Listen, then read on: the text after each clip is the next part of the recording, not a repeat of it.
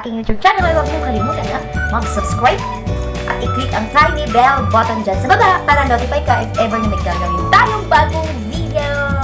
So yun guys, for today's video is panibagong katarantaduhan sa ano lang, jamil lang ganun. Okay guys, for today's video or for today's vlog, as you can see guys, as you can see, my hair is turned into black up here. And guys, so ayan. So alam niyo na siguro guys kung ano ang gagawin natin sa video na to kasi nakikita niyo naman dyan sa title natin, 'di ba? Di ba? Kaya ayun na nga guys. Ang gagawin natin sa video na to is magbe-bleach na naman tayo ng ating buhok. Ayan. Papatayin ko na naman yung buhok ko. Suklay pala. So ito na siya guys. Ayan.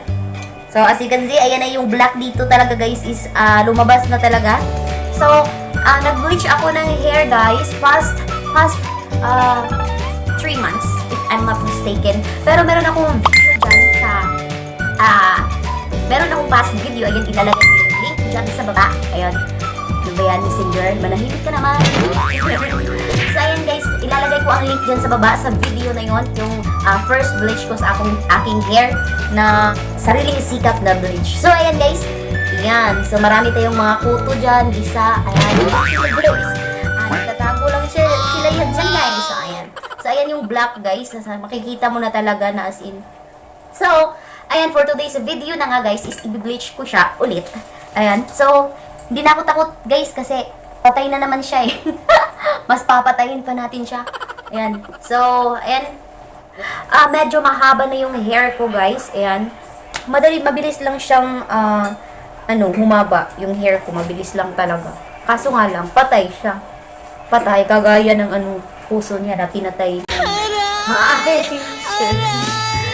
So, ayun na nga guys. Meron ako ditong mixture. Yan, naka-ready na siya guys. Ayan yung mixture. Yun na nga yung aking mixture guys. So, ito yung aking mixture na bleach at saka hair oxidizer. So, ito yung ginamit ko na bleach. Ayan, decolor powder. Para to sa mga white t-shirts. Sure lang. So, ito yung ginamit ko guys. Decolor powder. Ayan. So, lightness. I don't know kung anong brand to. Pero ayan, nakalagay dito is decolor powder. Ito din yung ginamit ko guys on my past video. Kaso lang nga lang, ayun na yun guys.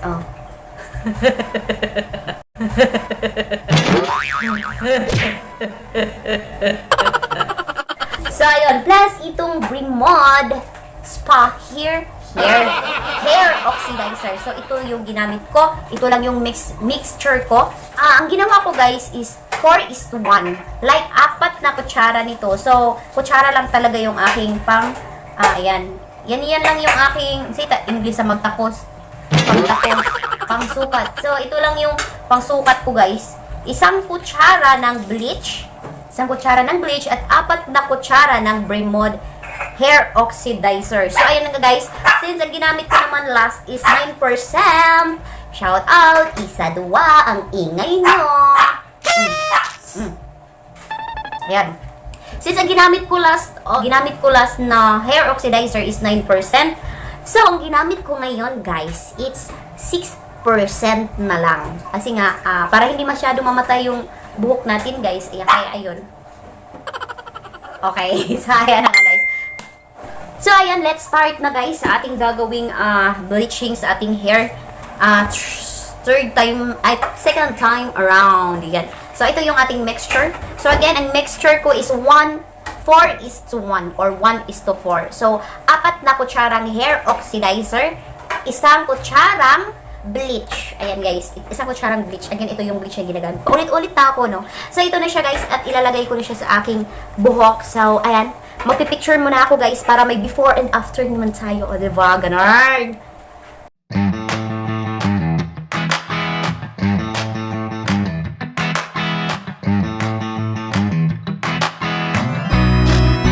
Guys, since wala tayong gloves, ika nga sa kamay. So, atin munang protektahan ang ating kamay. Charot. So, ito na lang yung gagamitin natin guys. Chidi! Wow! So, ayun na nga guys. Sisimulan ko na ang aking pagkulay sa aking buhok. I mean, pag-bleach pala. Ba't kulay yung nababanggit ko? So, again, atin muna siyang separate. So, mamaya-maya guys, is baka kailangan ko ng help dyan. Mag-ano tayo guys, magtawag tayo ng mga kabarangay para tulungan tayong mag-bleach sa ating buhok. Ayan. So, do it yourself. Hair bleaching. So, yun guys. Ano kaya maging kalabasan nito? Gusto ko kasing magkulay ng green. Yan. So, yan. Hatiin natin. Hatiin natin ang ating buhok. Yan. Kailangan muna natin siyang suklay-suklayin. Then, yan. Okay. Okay. Yan. So, let's start. Diba? Ang gulo ng ano ko, guys. So, makikita nyo ba siya, guys? Yan lang siya, guys. So, yung t-shirt na yan, guys, it's okay, maano-anuhan yan. It's okay. So, actually, kailangan ko siyang suklayin, guys, kasi para may... So, hindi ba? Hindi ko ginamit din yung cellophane. No? Ay, nako. Wag na lang. Wag na nga lang. Okay na yan. Suklay-suklay na lang natin yan. So, yung mga kailangan nating, ano guys, kapag nagbe-bleach tayo ng hair, hindi po dapat kailangang, yung may dito guys, sa may bandang roots na niya, hindi dapat dyan tayo na banda naglagay ng bleach. Kasi, once na dito na tayo naglagay ng bleach, mabilis kumulay yung dito sa may roots natin guys, kaysa dito sa baba. Kaya, ang gagawin natin is, dito muna tayo banda sa may baba, maglagyan ng ating hair. Dito muna sa bandang baba. Yan. So, itong channel ko guys, hindi lang siya pang halaman. Hindi lang po naghahalaman ang may-ari ng channel na to. Nagre-review din ako ng mga product guys kapag may pangbili, ganun. At saka yung mga ginagagamit ko na. So, hindi din ako nagre-review kapag hindi ko nagagamit ng mga product kasi mahirap na, alam nyo na. So, ayan. So, shout out sa aking phone. Baka mag-lalag ka na naman. Naman, yung phone natin is very original. Naglalag siya kapag nagbi-video. Ayaw na mag-save yung video. So, ayan na nga guys. Magta-time slap na lang ako guys para medyo tipid tayo sa memory. Ayan. Okay?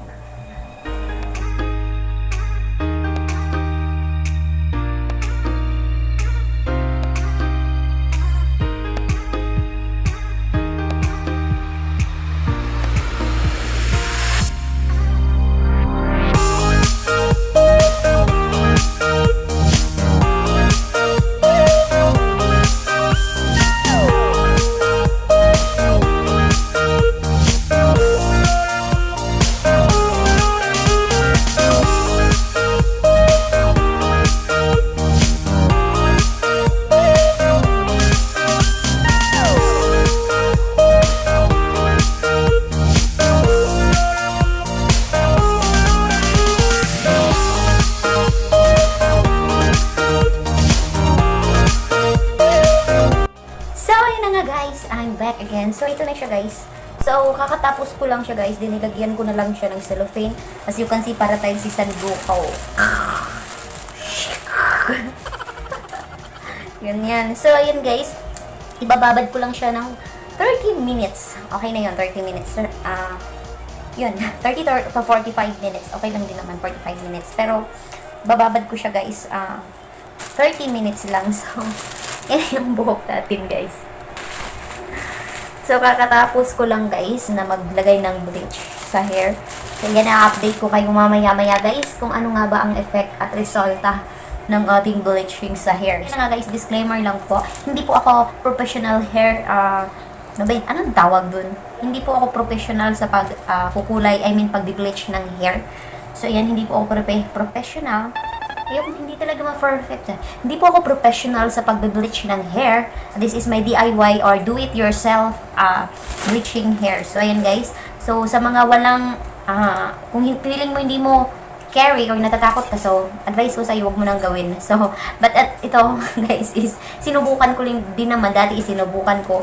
And the second time around, is sinubukan ko ulit. Ayan, pasubok-subok lang tayo guys hanggang sa wala na tayong hair. So, huwag naman sana. Ayan, guys. So, Ayan guys, update ko kayo mamaya-maya after ng 30 minutes. So, ayan. See you again later. Again guys, I'm back. So, ito na po yung result ng ating hair bleaching. So, ayan guys, ito yung result niya guys ng pangalawang beses nag-bleach ako. So, ayan guys, so, normal lang ba itong ganitong result? I think hindi siya normal kasi as you can see guys, ganyan siya, okay lang siya. Kasi kapag second time talaga nag-bleach so, parang hindi pa talaga magla-lighten kasi nga dapat 3 beses tayo mag-bleach bago natin ma-achieve yung pinaka-light na color ng ating hair. But ito nga kasi ako lang yung gumagawa ay ika nga nila do it yourself DIY hair bleaching. So ito yung nangyari guys. Tcharan! So hindi siya yung dito banda guys is medyo wala siyang, hindi siya nalagyan ng bleach. Ayan, dito din. Yan yung effect niya guys. So ito sana yung kulay na gusto kong i-achieve guys. So ito sana siya. Oh. Ito sana siya na kulay, yung pa-white na siya. Kaso hindi siya na-achieve kasi nga hindi tayo professional eh. Ayan. So yan sana yung kulay na gusto kong i-achieve. Ewan ko ba't sa dito banda na nag-video ako parang something na red yung hair ko pero hindi naman talaga guys pag nandoon ako sa labas. So ito yung picture ko sa labas, yan, hindi dito sa loob ng kwarto. So ito sana yung kulay na gusto kong i-achieve guys. And also yung ginamit natin na bleach is kulang kaya naging ganito. So tip ko din sa inyo guys, huwag kayong yung alanganin yung mga materials niyo para mag-bleach. So, ayun, yun yung isa na hindi natin, isang dahilan na hindi natin ma-achieve yung kulay or yung bleach na gusto natin kasi nga, kulang yung ating medicine para sa ating hair. And also, ayan, ito yung result din ng kapag ikaw lang yung gumagawa. So, hindi siya as in perfect. Ayan, may mga part talaga na hindi mo malagyan kasi nga hindi mo makita yung anit mo eh. Ayan. So, ayan guys, hindi siya nalagyan dito banda. Ayan, dito. Hindi talaga. Pero sa dito banda guys, okay na sana siya. Ayan, actually this is our second time. So, ayan. Ayan siya guys. So, ayun po yung effect ng ating pangalawang bleaching sa ating hair. DIY bleaching sa ating hair. Again, hindi po ako professional. So, this is my own do-it-yourself hair bleaching. So, and guys, ito yung effect niya. So, i-bleach ko pa siya guys ng pangatlong beses. Pero, sa pangatlong pagkakataon, pero papahingahin ko muna yung hair ko. Yan, papahingahin ko muna siya bago ko siya i-bleach ulit. Kasi nga, yung hair ko guys is medyo ayan, para siyang extension. Ayan, pero hindi siya extension guys. Yan talaga yung hair ko. So ayan guys. Siguro kaya ganyan yung kulay niya. Medyo may pagka-red kasi guys. Kasi yung light na nandito is yellow din. So siguro I think ganyan yung kulay din niya kasi nga sa light. Ayan. Pero ito talaga sana yung kulay na gusto kong i-achieve guys. So meron na siya, nakikita ko na siya dito banda. Kasi nga lang, hindi nga lang talaga siya pantay. Kasi nga, ako lang yung gumagawa. So, ayan guys. So, anyway, that's all for today's video. Next time is, magbe-bleach na naman ako. At, ayan, lalagyan natin ng kulay ang ating buhok. And, yung gusto kong kulay guys is, nasa green. Green na hair. Yun yung gusto kong i-achieve na hair color. Then, ayan, be patient lang guys. Ma-achieve din natin yung gusto nating kulay sa ating hair. Ayan. Ayan, so ayun siya guys. Flex ko lang yung hair natin na bagong bleach.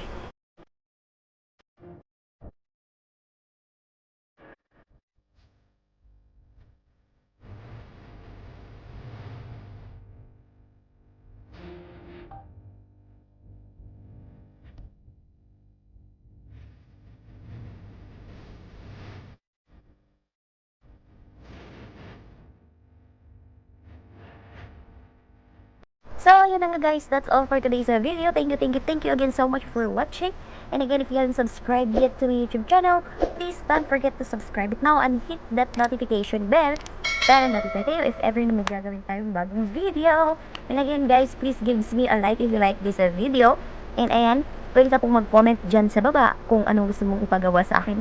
Comment mo lang dyan sa baba at gagawin ko yan para sa'yo. So ayun na nga guys, that's all for today. Maraming salamat and babush everyone! Paalam!